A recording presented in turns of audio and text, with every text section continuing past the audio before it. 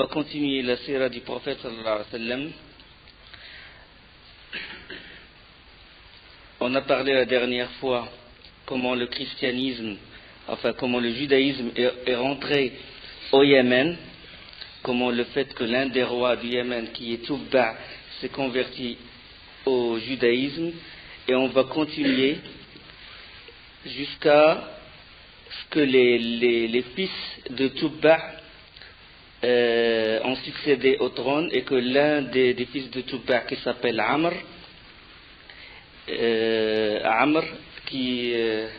quand il est mort, ses enfants ou ses fils se sont disputés le trône. Et là, il y avait un conflit, vraiment un conflit social et politique au Yémen. Un brigand qui s'appelle Lo Khounaïa, il a profité de l'occasion et il s'est approprié le palais royal, et c'est lui qui commença à gouverner le Yémen, profitant du conflit social et de la division et de la divergence entre les fils de Rabi' ibn Nasr, qui était l'un des grands rois du Yémen. Alors là, quand il a gouverné, il était très injuste envers la population et tout le monde le haïssait. Là, l'un des enfants de Tubba, c'est la famille royale, comme on a dit l'autre fois, que Kisra, on l'appelle Kisra, la famille royale, ou les rois, tout roi qui gouverne, par exemple, les Perses, on l'appelle Kisra, tout comme Qaysar, celui qui gouverne Rome, l'État chrétien, et Najashi le Négus, c'est tous ceux qui gouvernent l'Abyssinie, côté de l'Éthiopie et côté de la Somalie. Et les Tubba, c'est ceux qui gouvernaient le Yémen. Alors, l'un des fils de Rabi' ibn Nasr, qui s'appelle Dounawas, il a réussi à s'infiltrer chez Lo Khounaïa, qui est le brigand qui a pris le pouvoir, et il l'a tué. Et le royaume est revenu de nouveau à la famille de Tubba. Alors, durant le règne de Dounawas, qui est l'un des fils de Rabi' ibn Nasr, c'est-à-dire l'un de la famille de Tubba, un événement arriva, un événement dans la région de Najran, c'est-à-dire Najran, c'est une région du Yémen, c'est une partie du Yémen. Alors, c'est un petit événement, mais il était à l'origine de beaucoup de grands événements qui se sont déroulés dans la péninsule. Il s'agit d'un moine vertueux qui était dans la religion de l'unicité, c'est-à-dire qu'il pratiquait le culte de l'unicité, le culte de Isa alayhi salam, parce que Isa alayhi salam c'est un musulman, et comme tout prophète, il a propagé la religion de Tawhid, qu'il ne faut adorer qu'Allah subhanahu wa ta'ala. La Trinité, la notion du Fils de Dieu et tout, ça c'est venu après, quand les fils d'Israël et les Romains et tout, ils ont falsifié l'évangile. Alors ce moine chrétien qui professe le culte de l'unicité, il est sorti du Sham, de la région de la Syrie, et il est allé prêcher, faire la da'wah. Il est allé en Afrique, et durant son trajet, une troupe de brigands l'a emprisonné, parce qu'il y avait des voleurs de route qui barraient le chemin des caravanes et tout. Bon, ils l'ont attrapé et ils l'ont vendu à un notable du Yémen, un riche du Yémen, et ce notable, il a emmené le moine avec lui à la péninsule. Il l'a emmené le moine, et puis ce moine, il s'appelait Fimioun, et devenu esclave chez cet homme. Durant la journée, il rendait service à son maître, et le soir, il pratiquait la religion et tout, il étudiait les livres qu'il a et tout. Et Allah subhanahu wa ta'ala lui a donné beaucoup de prodiges, c'est-à-dire les karamat. Et à chaque fois que le notable najranite, yéménite, elle rentre chez le moine Fimioun, il voit quelque chose qui l'émerveille, c'est-à-dire une lumière dans la chambre de Firmione. C'est-à-dire c'est un prodige qu'Allah subhanahu wa ta'ala a donné à cet homme vertueux. Ça c'est avant l'islam. Hein. Alors le maître il fut émerveillé, il lui dit c'est quoi ta religion? Et Firmione commença alors à lui parler de la religion, on ne dit pas christianisme, on dit la religion de Isa alayhi salam, la religion de l'unicité. Il commença à lui expliquer et tout, mais après bon, le notable il a eu un moment d'hésitation, il a dit, comme toute personne, il ne peut pas rentrer dans la religion comme ça, il ne peut pas laisser sa religion originelle et puis rentrer dans une autre religion d'un seul coup. Bon, lui, il a eu un moment d'hésitation, puis Firmione, il lui a dit, si mon Dieu, Allah subhanahu wa ta'ala, il tue ton Dieu ou il l'extermine, est-ce que tu vas rentrer dans ma religion? Il a dit oui, je rentrerai dans ta religion. Si ton Dieu, ça veut dire que ton Dieu il est le plus fort et moi je vais adorer le plus fort. Et les gens de Nazareth, ils étaient des gens qui pratiquaient c'était des idolâtres. Et ils adoraient un arbre. Bon, c'est que le Yémen, il y avait de l'idolâtrie, mélange de l'idolâtrie, il y avait le judaïsme qui a été ramené par l'un des rois de Tubba. On a parlé de ça. Rabi'a ibn Nasr qui est le premier qui a mis un vêtement sur le Kaaba et le premier qui a embrassé le judaïsme et l'a rentré au Yémen. Donc une partie était juive, une partie pratiquait le culte de l'idolâtrie, quoi. Il vénérait les statues, il vénérait les arbres, etc. Puis là, il a dit, Firmione, il a dit aux notables, rassemble les gens et tu vas voir ce que mon Dieu va faire de ton Dieu. Les gens ils sont réunis et tout. Le jour J, Firmione commençait à invoquer Allah subhanahu wa ta'ala et à lire les versets du livre saint. Puis Allah subhanahu wa ta'ala, il a envoyé une tempête. Bon, une tempête, il s'est déchaîné, puis il a brisé, il a brûlé carrément cet arbre. Et les gens de Najran, les gens qui étaient réunis autour de l'arbre, ils ont tous embrassé la religion du Messie, la religion de l'unicité. Après ça, il y a un événement aussi qui a suivi cet événement, c'est l'événement d'Abdullah ibn Tamir. Ça, beaucoup d'historiens en parlent aussi. On sait que Najran, il adorait les statues dans leur majorité. Ce Abdullah ibn Tamir, dans la région de Najran, Abdullah ibn Tamir, son père, il l'envoie étudier la sorcellerie. En général, les gens de la région de Najran, ils envoyaient leurs enfants pour étudier chez un sorcier. Et Firmione, il s'est installé dans la route entre Najran et là où habite le sorcier. Et ce Abdullah ibn Tamir, à chaque fois qu'il va comme il va à l'école, quoi, étudier chez le sorcier, il passe à côté du Firmione, parce que Firmione, il a dressé une tente dans la route. À chaque fois, il passait à côté, il le regardait, il fut émerveillé par ses pratiques, quoi, ses adorations et tout, puis il commença à lui demander qu'est-ce que c'est sa religion, puis il lui a parlé de la religion, et il a embrassé la religion du Messie, Abdullah ibn Tamir. Puis il a joué un grand rôle dans la propagation de la religion du Messie dans la région de Najran. Ibn Hisham, parce que bon, celui qui a fait Sira du prophète sallam, Ibn Hisham, il dit qu'à chaque fois que Abdullah ibn Tamir rencontrait un malade ou un infirme, il lui disait: si tu veux que j'invoque Allah pour qu'il te guérisse, et tu rentres dans la religion d'Allah. Et là, c'était sa façon, quoi, de propager. Allah subhanahu wa ta'ala lui a donné un prodige. Ça, c'est d'après Ibn Hisham, qu'il invoque Allah pour les gens, pour qu'Allah les guérisse.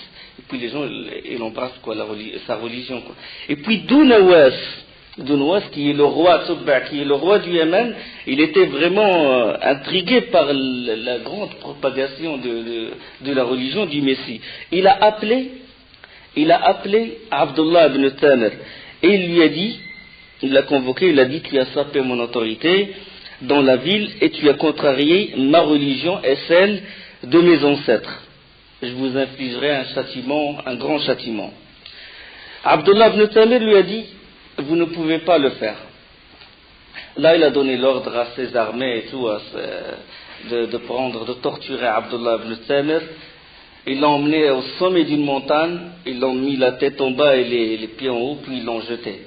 Il est tombé, s'est mis debout, rien, il n'y a pas, sans aucune égratignure et tout.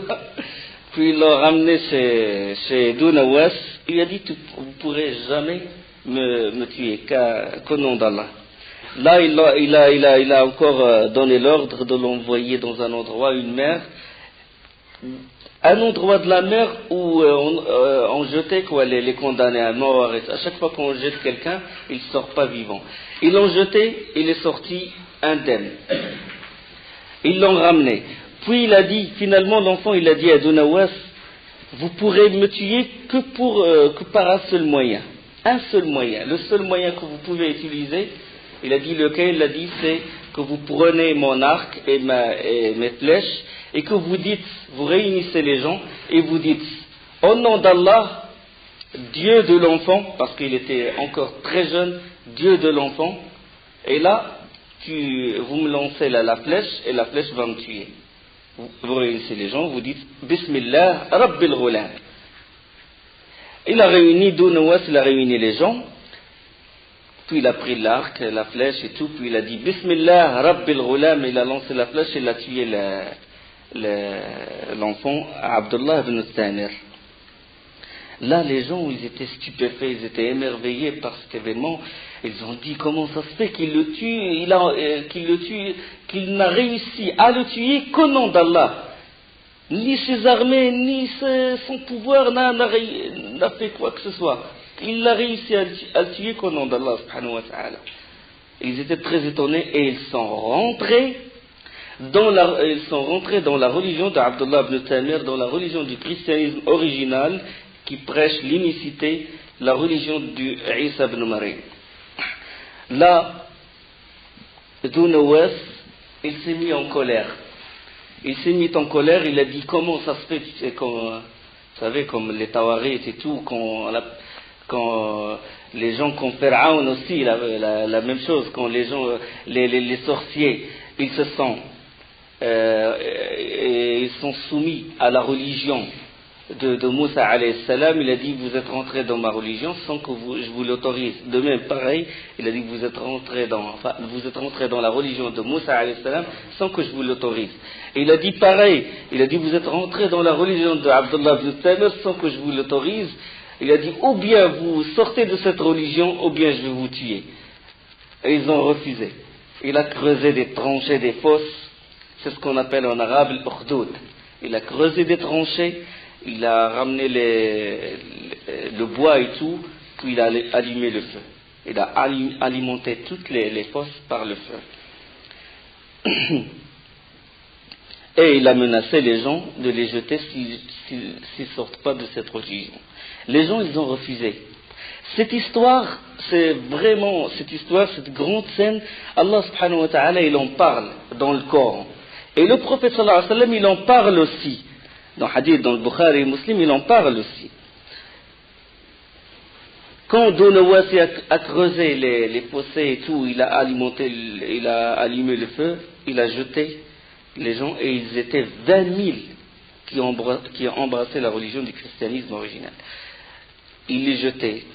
Vous sortez de votre religion? Non, il les jette. 20 000. Le prophète sallallahu alayhi wa sallam, il parle même d'une mère, et il avait son bébé. Et elle a hésité, elle a peur pour elle, tu sais, l'amour que la mère, elle porte pour son enfant. C'est une grande miséricorde. Et là, Allah subhanahu wa ta'ala, il a fait parler le bébé, et le bébé, il a parlé à sa mère, et il lui dit: maman, jette-toi dans le feu, parce que c'est le paradis qui t'attend.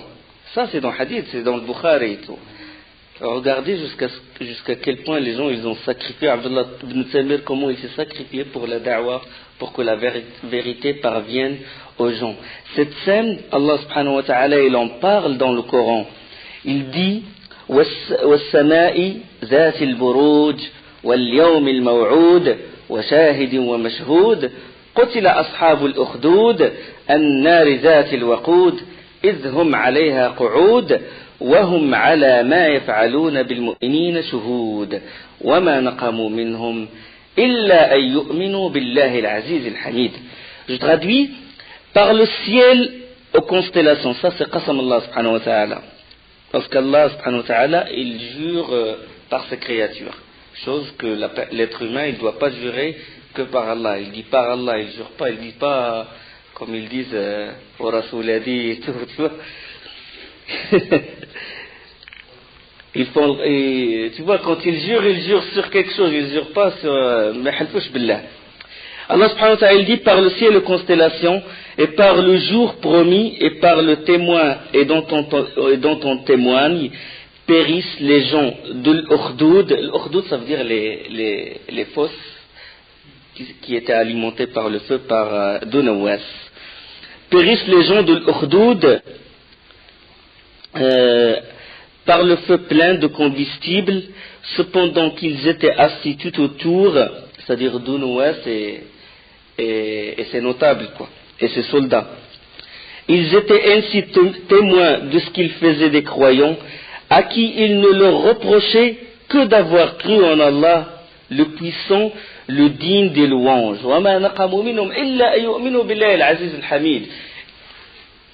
Le fait qu'ils ont cru, ils n'ont rien demandé, ni argent ni pouvoir, ils ont seulement cru en la religion du Messie, et que ça poussait Zunawas à les tuer. Regardez les criminels, subhanallah.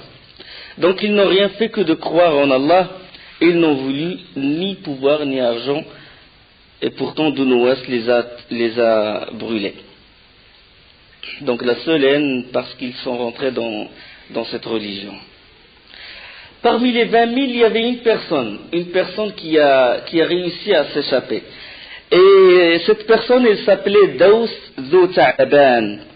Il a réussi à s'échapper de ces 20 000. Les soldats, ils l'ont poursuivi pour le rattraper.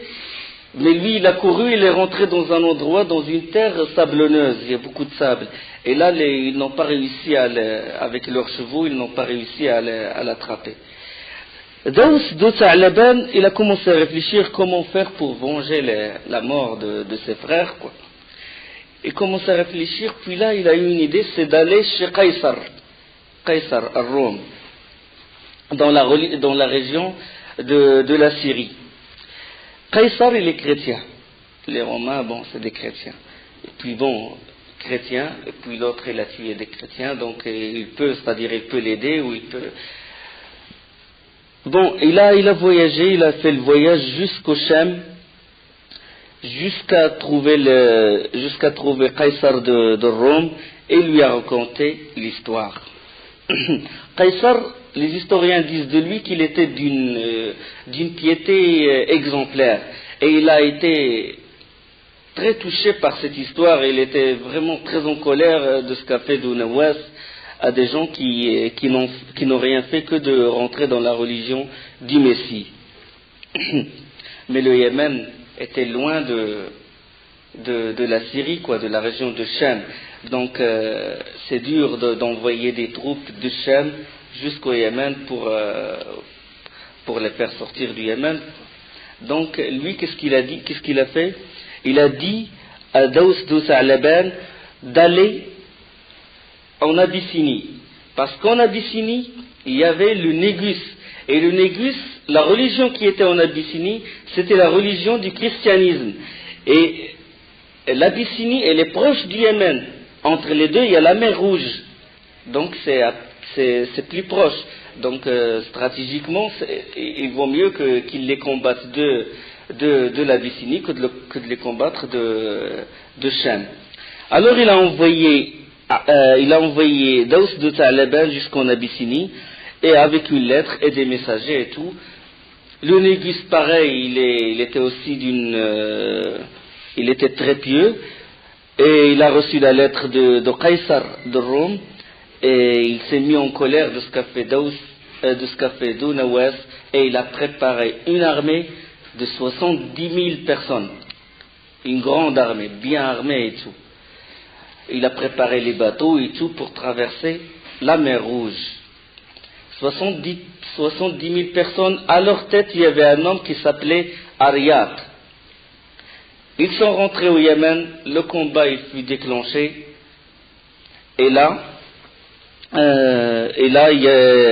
l'armée du Yémen elle a été mise en déroute.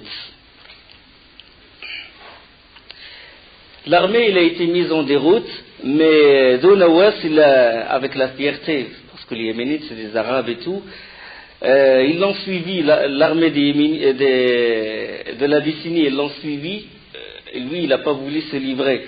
Il est rentré dans la mer avec son cheval, ils l'ont suivi, il s'est noyé, il a préféré la noyade que ses ennemis le tuent.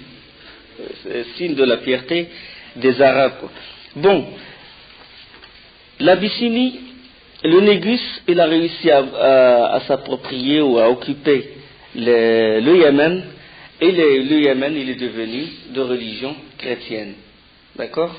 Le Yémen, la religion qui était vraiment majoritaire dans la région du Yémen, c'était le christianisme, puisque c'est l'Ahbash, c'est-à-dire les gens de l'Habasha, de l'Abyssinie, ont conquis le Yémen.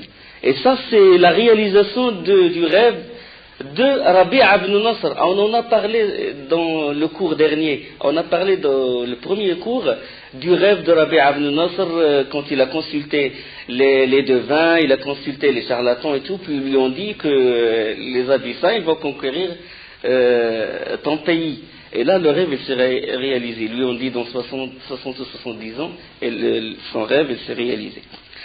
Les Abyssins ont régné sur le Yémen. Et c'était Ariyat qui était à la tête, qui est devenu le représentant du Négus, Najashi, le représentant du Négus au Yémen.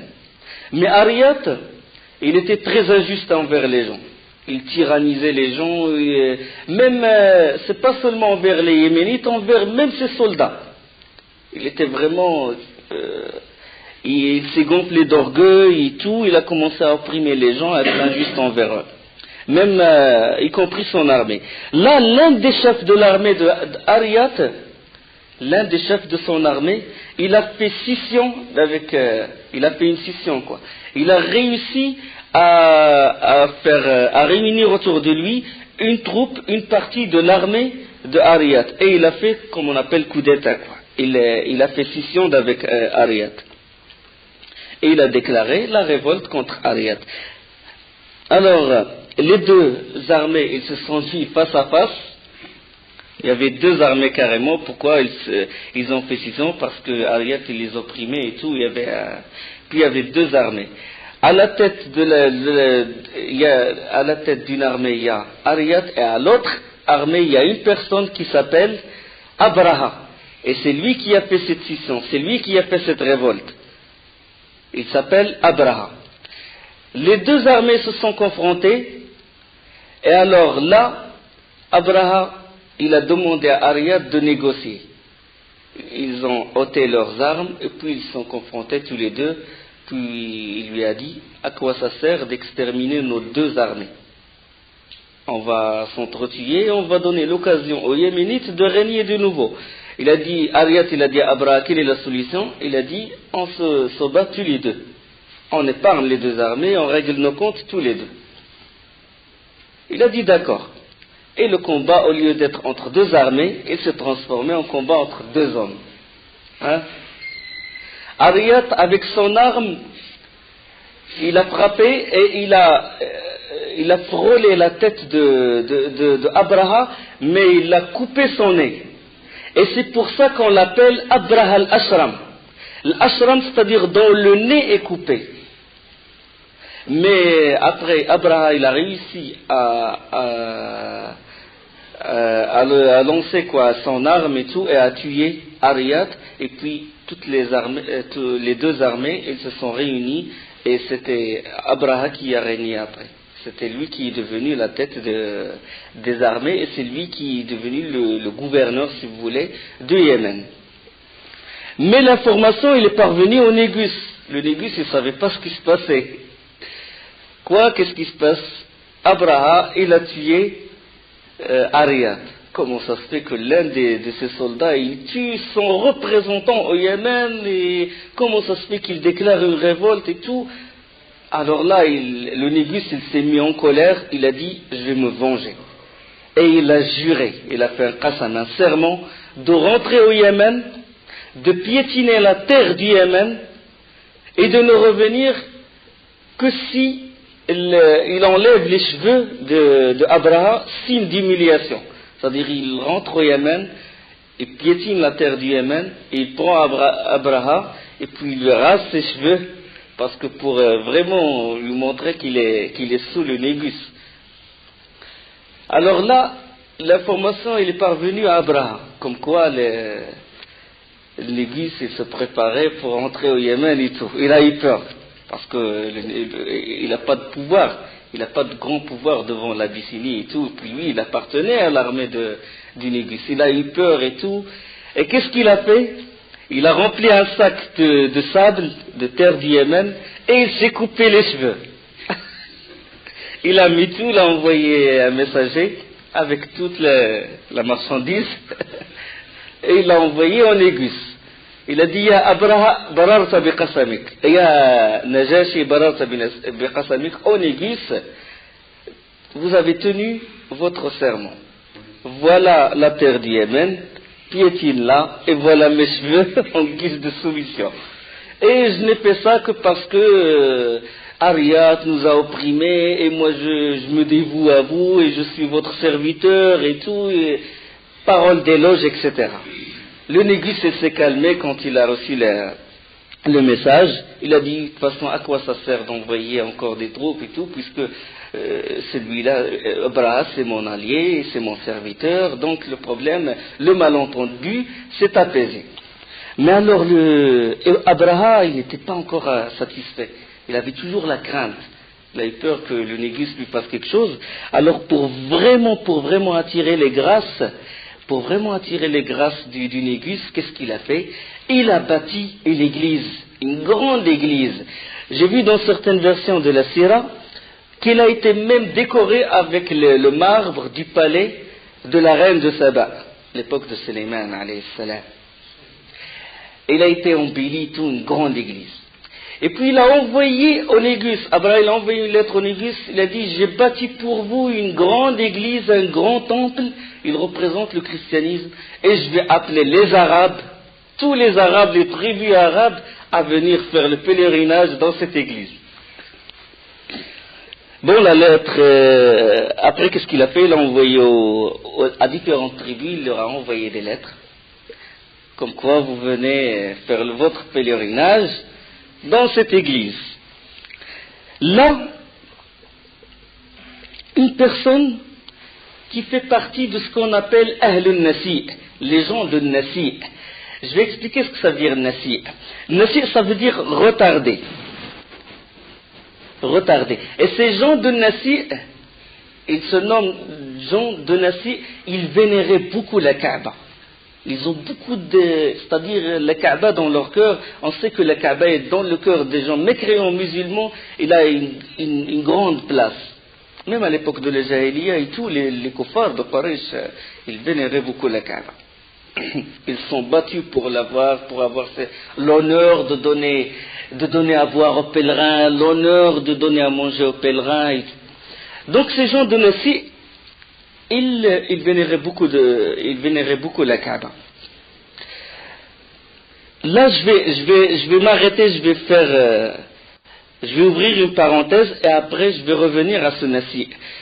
Je dis qu'Allah subhanahu wa ta'ala, quand il a guidé les gens à la religion de l'islam de Ibrahim alayhi salam, parce qu'Ibrahim il est musulman, de Ibrahim, après avec le temps, le savoir il fut oublié. Quand Ibrahim il a fait sa da'wa et tout, les gens sont rentrés dans la religion de l'unicité, tawhid et tout, Le savoir après le temps, tout comme à chaque fois qu'Allah subhanahu wa ta'ala il envoie des prophètes, et puis que le savoir il fait oublier, et qu'il y a des meneurs à l'égarement, et puis les gens ils commencent à faire des innovations, des bid'ah sans base de religion. Alors là le savoir il fait oublier par le périssement des savants, par le départ des savants, la mort des savants. Mais pourtant, les Arabes, ils ont gardé certaines traces de la religion d'Ibrahim et Ismaïl. Par exemple, le tawaf autour de la Kaaba, al-sa'i, l'aller-retour entre le Safa et le Marwa, al-talbiya, labbaik Allahumma labbaik, jusqu'à ce qu'Amr, on a parlé qu'Amr ibn Luhay al-Khuza'i, il a ajouté la talbiya du shirk. Donc, parmi ces traces de la religion de Ismaïl alayhi salam, il y avait ce qu'on appelle le respect des mois sacrés. Les mois sacrés, on les connaît. On est dans un mois sacré. Dhul Qa'da, Dhul Hijja, Muharram et il y a Rajab. D'accord? Allah subhanahu wa ta'ala يقول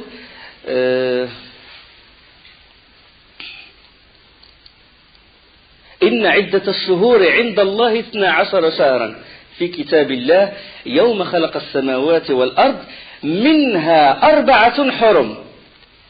Parmi les mois, il y avait 4 mois qui sont sacrés. Allah subhanahu wa ta'ala dit le nombre des mois auprès d'Allah est de 12 mois dans la prescription d'Allah. Le jour où il créa les cieux et la terre, 4 d'entre eux sont sacrés. Telle est la religion droite. Durant ces mois, ne faites pas de tort à vous-même.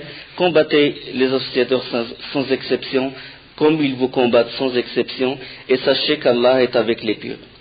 Dans Surat Bara'a. Donc il y a 4 mois sacrés à respecter. 4 mois où il ne faut pas faire le combat. Il ne faut pas transgresser. Les péchés, ils sont multipliés durant ces mois. Ça, c'est une leçon à prendre. De même que les bonnes actes, les bonnes œuvres, la récompense, elle est multipliée. On a parlé de ça aussi. Les 2 jours de Dhul Hijja, que l'acte, il est très récompensé, etc. Donc, ces mois, ils sont sacrés jusqu'à maintenant. Depuis la religion d'Ibrahim, alayhi salam. 4 mois. Il ne faut pas faire le combat, il ne faut pas transgresser, c'est-à-dire il ne faut pas transgresser ces mois, il ne faut pas être injuste envers des gens, il ne faut pas déclencher le combat, les mois sacrés. Il est autorisé de se défendre, mais il n'est pas autorisé d'attaquer. Il ne faut pas attaquer comme ça à l'improviste quelqu'un, déclencher le djihad ou attaquer quelqu'un durant ces mois-ci. Et les Arabes, ils ont respecté ça. Durant les mois sacrés, ils ne font pas de combat. Sauf les historiens, ils ont dit que il y a 5, que les Arabes, ils ont transgressé 5 fois. C'est ce qu'on appelle Harb al-Fujar, où ils ont attaqué durant les mois sacrés. 5 fois. La 5e fois, le prophète sallallahu alayhi wa sallam, il était vivant quand il y avait la 5e, c'est-à-dire avant la prophétie.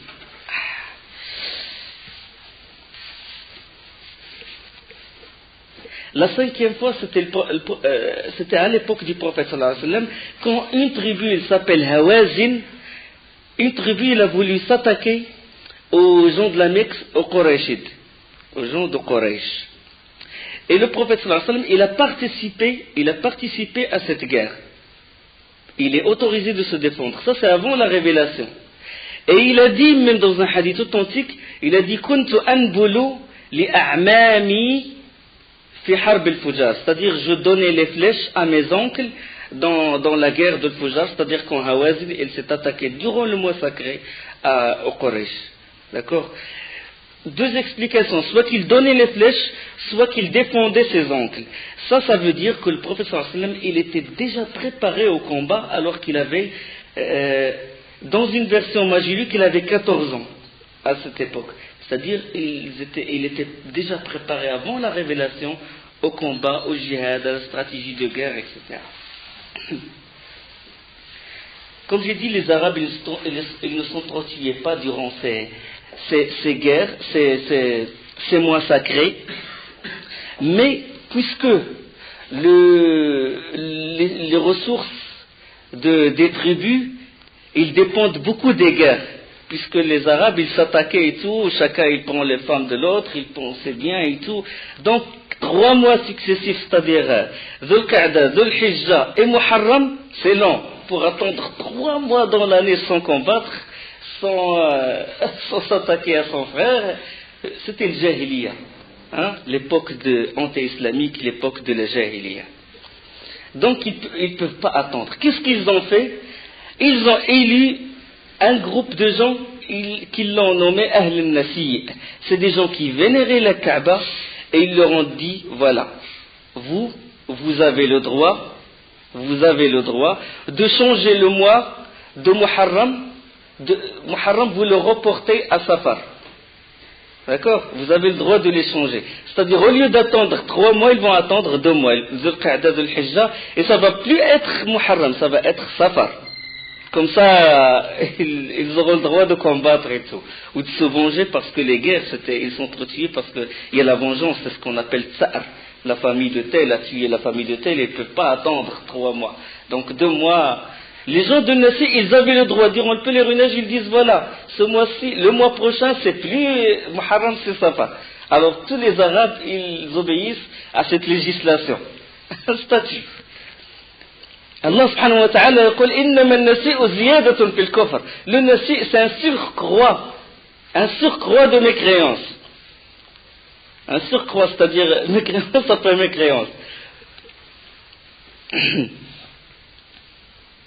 Parce que comme j'ai dit, nasi c'est retardé, reporté. Donc eux ils reportent. Allah subhanahu wa ta'ala يقول إنما النسيء زيادة في الكفر يضل به الذين كفروا يحلونه عاما ويحرمونه عاما ليواطئوا عدة ما حرم الله فيحلوا ما حرم الله زين لهم سوء أعمالهم والله لا يهدي القوم الكافرين. Allah subhanahu wa ta'ala dit le nasi est un surcroît de mécréance. Par là les mécréants sont égarés. Une année, ils le font profane, et une année, ils le font sacré. Afin d'ajuster le nombre de mois qu'Allah a fait sacré, ainsi rend-il profane ce qu'Allah a fait sacré. Allah, il a fait que le mois de Muharram, il soit sacré, et eux, ils le transforment en un mois profane où il est autorisé de s'entretuer. Leurs méfaits sont enjolivés, et Allah ne guide pas les gens mécréants. Ainsi rend-il profane ce qu'Allah a fait sacré. Yuhilluna ma harram Allah. Regardez, il légifère. Allah, il interdit quelque chose et eux, ils l'autorisent. Donc, ça, on les appelle les gens de Nasi. Revenons à notre histoire, c'est-à-dire la personne qui fait partie du groupe de Nasi. Alors, c'était un homme où la Kaaba, il a une grande place dans son cœur. Lui, quand il a entendu que Abraha, il veut transformer le pèlerinage, il veut que les Arabes fassent le pèlerinage à Al-Qulays, il dit ça va pas, qu'est-ce qu'il veut faire celui-là? Et il est allé jusqu'au Yémen. Et il s'est infiltré comme ça, il est rentré dans Al-Qulays. Il est rentré dans Al-Qulays et il a fait ses besoins dedans. Et il a sali les murs de ce temple sacré. Il a tout sali. Puis l'information est parvenue à Abraham. Il a dit, qui a fait ça? C'est une personne de Nassi. C'est quoi Nassi? C'est les gens qui vénéraient la Kaaba. C'est quoi le Kaaba? C'est le lieu de pèlerinage des Arabes. Là, il a conclu qu'il ne peut pas attirer les gens, malgré la publicité qu'il peut faire, il ne peut pas attirer les gens pour faire le pèlerinage dans le Qulays, sauf s'il démolit la Kaaba. Et c'était ça sa décision. Alors là, il jura d'organiser une grande expédition contre la Mecque et détruire la Kaaba. Il leva donc une grande armée comprenant un grand éléphant. L'éléphant, il s'appelle Mahmoud. Et se dirigea vers la Mecque. Mahmoud, ça existait. Même à l'époque anti-islamique, ça existait, Mahmoud. Mohammed, il n'existe pas. On va en parler, Inch'Allah, durant ces cours de Sira, on va parler de Mohammed. Alors, dans sa route, se dirigea vers la Mecque et il a laissé son fils gouverner au Yémen. Dans sa route, les Arabes, bien sûr, ils ont eu la jalousie, la fierté, comment il va, la maison d'Allah, subhanallah, il va la démolir. Là, ils ont essayé de lui barrer le chemin. Dans sa route, les Arabes se sont préparés, et puis le premier à s'être dressé contre lui, c'est une personne qui s'appelle Zonafar, mais il avait juste une petite armée. Mais malgré ça, il a voulu vraiment lui barrer le chemin. Avec cette petite armée, il n'a pas pu tenir le coup contre Abraha avec sa grande armée. Il était mis en déroute, puis il était prisonnier. Abraha l'a emprisonné et tout, et il l'a emmené avec lui, Zonafar. C'est la tête d'une tribu. De même, une autre tribu qui s'appelle une tribu de Khut'um, et à sa tête, Nufayl ibn Hubayb al-Khut'umi. Il a préparé aussi une armée, mais aussi il n'a pas pu résister. Et Nufayl ibn Hubayb, il a été aussi pris comme prisonnier. Les deux, Zonafar et Nufayl ibn Hubayb. Alors Abraha, il est arrivé à Taïf. Taïf, la tribu de Thaqif. La région s'appelle Taïf et la tribu s'appelle Thaqif. Il n'est pas encore, c'était du nord vers la Mecque. D'accord? Alors Thaqif, la tribu de Thaqif, il a eu peur. Il a dit, nous, il n'y a pas de problème entre nous et vous. Du moment que vous ne voulez pas démolir notre temple, parce qu'ils adoraient Lat, parce qu'Allah subhanahu wa ta'ala, أفرأيتم اللات والعزى ومناة الثالثة الأخرى, dans Surat Al-Najm, Lat, ils adoraient ce temple. Du moment que vous ne voulez pas du mal à notre temple, on vous laisse passer sans problème. Et pour vraiment montrer notre allégeance et notre respect, on va envoyer quelqu'un avec vous pour vous montrer le chemin, un guide. Et un homme c'est pris c'est mis volontaire. Cet homme il s'appelle Dhurughal. C'est une personne de la tribu de Thaqif. Il a dit, moi je vais vous montrer le chemin de la Mecque. Dhurughal, dans le trajet, c'est-à-dire entre le Taïf et la Mecque, Dhurughal est mort dans le trajet. Il est mort et il a été enterré dans la route. Et sa tombe, il est devenu un milieu de lapidation par les Arabes à l'époque de l'anté-islam. Pourquoi? Parce que c'est un traître. Un lieu de lapidation. Jusqu'à maintenant, on dit de quelqu'un traître, on dit Dhurughal. Les Arabes, pas la région du Maghreb, mais Arabie Saoudite et tout, quand quelqu'un est traître, ils disent Dhurughal. Dhurughal. Signe de trahison, pourquoi il a montré aux ennemis de la Kaaba, il leur a montré la Kaaba. Alors, arrivé à la bordure de la Mecque, les gens de la Mecque, ils laissaient leurs troupeaux, leur bétail, paître aux bordures de la Mecque. Là, les soldats du Négus, ils se sont appropriés le bétail. Le bétail était à la bordure et tout, ils l'ont pris. Ils ont pris le bétail, et parmi ce bétail, il y avait 200 chameaux qui appartenaient à Abd al-Muttalib. Et c'était Abd al-Muttalib qui était le chef incontesté de la Mecque. Là, les informations sont parvenues aux habitants de la Mecque, et Abd al-Muttalib, il a envoyé pour voir Abraha. Et là, Abraha, il a refusé, de toute façon, Abraha, il a refusé de parler à un arabe de la Mecque. Là, Abd al-Muttalib, il commence à chercher un moyen pour voir Abraha, et il est allé voir Zonafar, le prisonnier. Il lui dit, est-ce qu'il y a un moyen de voir cette personne? Bon, Zonafar, c'était un arabe, Abd al-Muttalib arabe. Il a dit, est-ce qu'il y a moyen de voir Abraha l'Abyssin? Il a dit, je ne peux pas faire l'intermédiaire, mais durant le trajet, durant ce voyage du Yémen jusqu'à la Mecque, entre Donafar et la personne responsable de l'éléphant, il y avait une sympathie, une compagnie, durant ce trajet-là, durant cette expédition. Bon, il s'est tissé une bonne amitié entre Donafar et la personne responsable de l'éléphant. Et la personne responsable de l'éléphant, elle est très respectée dans l'armée et tout. Et il s'appelle Oneis. Et Donafar, il a dit, je vais parler à Oneis, c'est lui qui va faire faciliter le pourparler entre le chef de la Mecque et le chef du Yémen. Alors là, Oneis, il a fait l'intermédiaire, Abraha, il a accepté, et Abdul Muttalib est rentré. Abdul Muttalib il est rentré pour voir Abraha. Et Abdul Muttalib, il avait ce qu'on appelle maintenant un charisme, et il est très charmant.